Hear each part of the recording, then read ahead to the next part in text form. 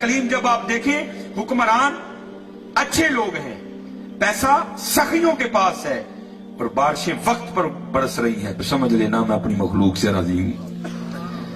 अर्ज़ की अल्लाह किस तरह पता चले कि तू अपनी मखलूक से खफा है? फरमाया कलीम जब आप देखें कि हुक्मरान गद्दे लोग हैं, पैसा कंजूसों के पास है और बारिशें वक्त पर नहीं बरस रही, तो समझ लेना मैं अपनी मखलूक से नाराज हूं। तीनों निशानियां आपके सामने हैं। हुक्मरान आपके सामने, पैसा किन लोगों के पास है वो भी आपके सामने। हाँ हज़रत, हम अपने लिए 1.5 लाख का मोबाइल खरीदने को तैयार हैं, किसी गरीब ते 10,000 भी लाने तैयार है। टेट पुटो ते हर दूजा बंदा कहता जी मैं अली दा मलंग, और तू अली का मलंग कहां से हो गया? ये बाकायदा एक बंदे ने ना मुझे दुआ के लिए कहा, मेरा दिल किया जमीन फट जाए और मैं नीचे चला जाऊं। पता क्या कहता है मुझे? हज़रत साहब को दुआ ते करो, प्रोणिया ने साड़ी घर वेख ले। कुर्बान जाऊं, लिखा है कि मौला अली रज़ी अल्लाह तआला अन्हु अपने कशाने मुबारक के बाहर बैठे रो रहे थे। किसी ने की हुजूर क्यों रो रहे हो? आपने फरमाया लगता है कि अल्लाह अली से खफा हो गया है। उसने की हुजूर आपको किस तरह पता चला कि अल्लाह खफा हो गया है? आप फरमाने लगे 40 दिन गुजर गए, अली के घर में कोई मेहमान नहीं आया, इससे बड़ी और दलील क्या हो सकती है? हाँ हज़रत, हम सखी नहीं है। हाँ सखी तो वो लोग थे। लिखा है कि जब मैदान करबला में उन खन्नासों ने इमाम हुसैन अली मुकाम रज़ी अल्लाह तआला अन्हु के जिस्म मुबारक से कुर्ता भी उतार लिया ना, तो लिखा है कि आपकी कमर मुबारक पर बाकायदा एक निशान था जिसे कहती है चंडी। तो उन्होंने आपस में गुफ्तगू शुरू कर दी है, तो शहजादे हैं, इनकी कमर पे काहे का निशान है? तो इमाम ज़ैनुल आबिदीन रज़ी अल्लाह तआला अन्हु बोले, आपने फरमाया अपनी जुबानों को लगाम में रखो, इमाम के लिए कोई गलत बात दिल में ना आने देना। वो कहने लगे फिर आप बताएं निशान काहे का है? आपने फरमाया ये निशान उन बोरियों के हैं जो रात के अंधेरे में इमाम हुसैन अपने कंधे पर उठाकर यतीमों के घरों में छोड़ने जाया करते थे। है कोई अब? है कोई? हाँ हज़रत, ऐसी सखी नहीं कोई। सखी तो वो लोग थे हज़रत, ये अल्लाह आपको मदीना पाक ले जाए ना, हाँ, तो अगर वहां कोई तुम्हारा जानने वाला हुआ तो उसको कहना यार वो जो मदीना पाक के बाहर इमाम ज़ैनुल आबिदीन रज़ी अल्लाह तआला अन्हु का घर है ना, मुझे वो दिखा। हाँ, जरूर कहना और जरूर उसकी ज़ियारत करना। और जो सऊदीया वालों की आदत है ना, अपनी आदत के मुताबिक उन्होंने इस मकान से अच्छा सलूक नहीं किया। वो मकान तकरीबन खत्म हो चुका है, छोटा सा कमरा रह गया जिसके इर्द गिर्द जंगला लगा है, लेकिन उस मकान पर आज भी तख्ती लगी है ऊपर जिसपे लिखा है बैतुल हुज़्न, गम का घर। और ये हजरत हो नहीं सकता कि आप उस मकान के सामने खड़े हो और आपको रोना ना आए। बड़ा ही रोगे, लेकिन तुम्हें नहीं पता लगेगा रोन में क्यों नहीं।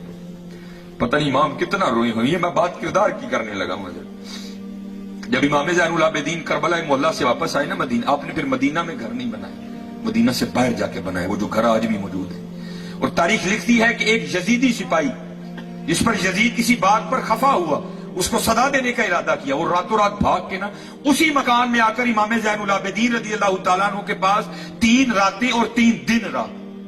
जब जाने लगा ना तो इमाम ज़ैनुल आबिदीन रज़ी अल्लाह तआला अन्हु से कसीर रकम भी दी।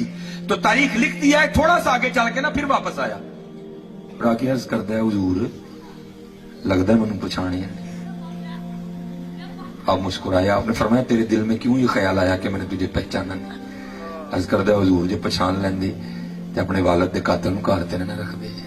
आया इमाम रो पड़ी। आपने फरमाया जब तूने मेरे बाबा हुसैन पे तलवार का पहला वार किया था ना, मैं तब का तुझे पहचानता हूं। हाँ बात यह है वो तेरा किरदार था, ये हमारा किरदार है। हाँ तारी किरदार नहीं है, तारी किरदार नहीं। 12 रबीउल अव्वल मुसी राज टपने लेकिन खत्म हो गया। क्या 12 रबीउल अव्वल सिर्फ एक ही दिन है? ये तो मरने तक 12 रबीउल अव्वल है यार। किरदार लेके आओ, किरदार लेके आओ। आज किरदार नहीं, किरदार नहीं है। और मैं उधर भी कह के हैं, यहां भी ये सबक दूंगा आप सब बच्चों को, अपनी जवानियां पुत्र जाया ना करो, हुजूर दे गुलाम बनो। हाँ मेरा एक बचपन था तो एक बाबा एक सबक देने आया करता था, वो गलियों में सर्दी के वक्त ये सबक गुनगुनाया करता था। मैंने उसी से सुन के याद किया है, तुम्हें भी जाते दे रहा हूं। वो सबक क्या था? जाग फकीरा जाग वेला सरजीदा, जाग फकीरा जाग वेला सरगीदा, کھلا ہی دربار محمد عربی دا سرگی اٹھیا کرو حضور نو اپنی دکھ سنایا کرو جھوٹ نہیں بولنا دھوکھا نہیں دینا فراڈ نہیں کرنا نہ پوری پوے درود شریف پڑھ کے نہ نبی علیہ السلام ورزی پا دے جاگ فقیرہ جاگ ویلا سرگی دا کھلا ہی دربار محمد عربی دا. اور یہ ہمارے ایک بہت بڑے بزرگ انتقال کر گئے سید منظور احمد شاہ صاحب. آپ نے کتاب لکھی تھی مدینۃ الرسول. اس میں ذرا لکھتے ہیں کہ میں حج کرنے گیا تو پاکستان سے نا ایک سیاسی بندہ حج کے لیے آیا, ایک ہی کمرے میں ٹھہرے تو کہتے ہیں دروازہ کھلا تھا تو بلی اندر آ گئی. ہم نے بڑی محبت کی کہ یہ شہر رسول اللہ علیہ الصلوۃ والسلام کی بلی ہے. کہتے اس وقت روٹی تھی ہم نے پیش کی, اس نے بھی قبول کر لی. کہتے اگلے روز پھر آئی, تیسرے روز پھر آئی.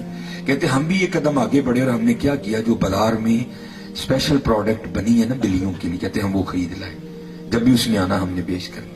کہتے وہ جو پاکستان سے سیاسی شخصیت حج کرنے آئی تھی نا وہ بلی سے جی لگا بیٹھی اور جاتے ہی اس نے فیصلہ کیا کہ اس بلی کو پاکستان لے کے جانا ہے.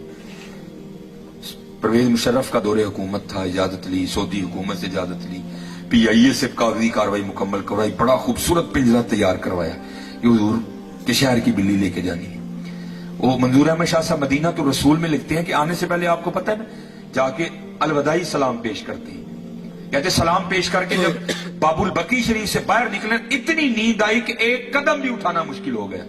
وہاں بیٹھے بیٹھے نا سو گئے. جب یہ آنکھیں بند ہوئی تو اندر کی کھل گئی. کیا دیکھتے ہیں کہ ہاتھ باندھے حضور نبی علیہ الصلوۃ والسلام کی بارگاہ میں کھڑے ہیں. اور حضور نبی علیہ السلام کیا فرما رہے ہیں, اس کا مفہوم آپ فرما رہے ہیں, اوے حاجی جس طرح تو خیر سے آیا تھا نا اللہ تجھے لے بھی جائے. ہاں ایک کام کرنا, میری بلی نہ لے کے جانا. کیا کرنا, میری بلی نہ لے کے. اب کہتے ہیں وہ خواب ہی میں عرض کرتے ہیں یا رسول اللہ علیہ الصلوۃ والسلام مجھے اجازت مرحمت فرمائے کہ میں بلی لے جاؤں. تو حضور نبی علیہ السلام خواب میں آگے جواباً ارشاد فرماتے ہیں او حاجی تجھے کس طرح اجازت دوں, 3 راتیں گزر گئیں, بلی ساری رات باہر بیٹھی روتی رہتی ہے, ہر ساتھ عرض کرتی رہتی ہے اے اللہ کے رسول بچا لے مدینہ چھوٹ رہا ہے. جاگ فقیرہ جاگ ویلا سرگی دا کھلا ہی دربار محمد عربی دا. ہاں یار سرگی اٹھے کرو, سرگی اٹھو اور نبی علیہ الصلوۃ والسلام اپنا دکھ سناؤ. ہاں پھر ویکھو حضرت جی رنگ لگ دینے کے لیے یہ ساری کمی ہماری ہے. ادھر کوئی کمی بس میں کرنے لگا انشاءاللہ, پھر کبھی اللہ نے موقع دیا تو بات چیت. ساری کمی ہماری, ادھر سے کوئی ادھر بالکل ساری کمی ہماری. یہ بزرگ کہتے ہیں جب غازی علم الدین شہید رحمۃ اللہ تعالی علیہ گرفتار ہو گئے تو یہ بزرگوں سے سنا ہے کہ اگر کوئی بے گناہ قید ہے تو سورہ یوسف کی تلاوت کرے. اللہ سورہ یوسف کی تلاوت کی برکت سے غیب سے رہائی کا اہتمام کر دے. اگر خود تلاوت نہیں کر سکتا تو کسی سے کروا کے سنے. اگر یہ بھی نہیں کر سکتا پھر کسی کی ڈیوٹی لگائے کہ تو میری طرف سے کر. لکھا ہے کہ بزرگ اکٹھے ہوئے, پیر میر علی شاہ, پیر سید جماعت علی شاہ, پیر صاحب مانکی شریف رحمت اللہ تعالی علیہ مجمعین, یہ بزرگ اکٹھے ہوئے اور یہی گفتگو کا موضوع تھا کہ بھائی غازی علم الدین شہید بے گناہ قید ہے تو اب پتہ نہیں وہ تو ناظرہ بھی پڑھنا جانتا ہے کہ نہیں جانتا, تو چلو اس طرح کرتے ہیں ڈیوٹی ہم لے لیتے ہیں اور روز جا کر نا غازی علم الدین شہید کو ہم سورہ یوسف سناتے ہیں. ہو سکتا ہے اس کی تلاوت کی برکت سے اللہ رہائی کا اہتمام کر دے. اب یہ تینوں بزرگ گئے. اب ان میں پیر سید جماعت علی شاہ رحمۃ اللہ تعالی علیہ صرف حافظ قرآن تھے, باقی بزرگ نہیں تھے اور بڑے پختہ حافظ قرآن تھے.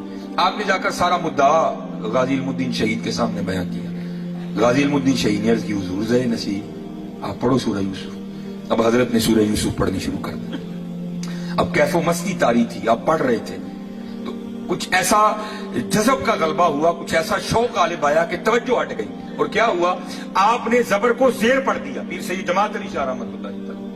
تو غازی علم الدین شہید رحمۃ اللہ تعالی نے ہاتھ جوڑ کے عرض کی حضور سید پاک ہو بڑے لوگ کو لیکن ذرا توجہ کرو, آپ زبر نو زیر پڑھ گئے. غازی علم الدین شہید رحمۃ اللہ تعالی نے غلطی نکال دی. پیر سید جماعت علی شاہ صاحب رک گئے, توجہ کی تو غازی علم الدین شہید کو بالکل درست پایا. حیران ہو کر کہنے لگے او علم الدین, ہم تو یہ سوچ کے آئے تھے پتہ نہیں تو نازلہ بھی پڑھا کہ نہیں پڑھا، اور تو نے حافظ قرآن کی غلطی نکال دی، اور یہ کیا ہے؟ تو غازی علم الدین شہید نے جواب کیا دیا؟ آپ نے عرض کی حضور آپ نے پھٹیوں پر بیٹھ کر استادوں سے پڑھا ہے، میں نے حضور سے پڑھا ہے۔